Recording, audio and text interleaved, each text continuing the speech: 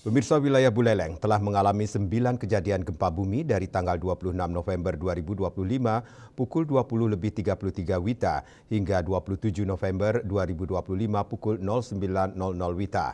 Hal ini merupakan hasil yang ditunjukkan analisis Badan Meteorologi, Klimatologi, dan Geofisika BMKG.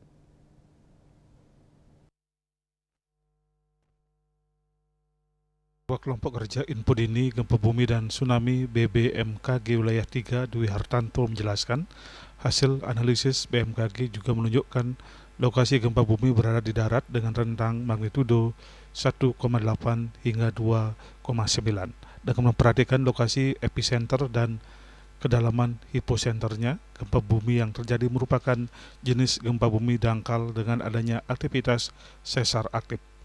Berdasarkan data BBMKG Denpasar, gempa bumi pertama terjadi pada Rabu 26 November pukul 20.33 WITA dengan magnitudo 2,8 berlokasi di 8,22 derajat lintang selatan LS, 155,21 derajat bujur timur atau berlokasi sekitar 17 km arah tenggara Kabupaten Buleleng.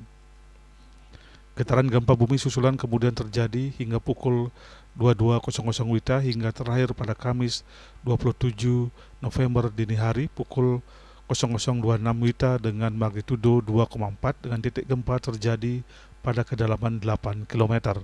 BMKG mencatat di Bali terdapat 26 sesar potensial dan aktif yakni Jimbaran, Pantai Timur Bali, Kelungkung, Serai Selatan, Tampak Siring, Barat Laut Gunung Agung, Plago, Blanteh, Kelandis, Jagerase, Banyuatis, Batu Kau, Pajahan, Denpasar, Negara Timur, Negara Barat, Gilimanuk, Seririt, Gunung Renon, Pupuan, Culik, Abang, Mambal, Munduk Rajase, Anakah, Pancoran, dan Tejakula.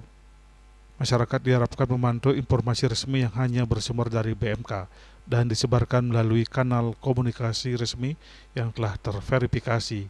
Instagram, Twitter @info_bmkg, website bmkg.go.id, atau melalui mobile apps iOS dan Android, WRS BMKG atau Info BMKG. Tim Liputan Bali TV.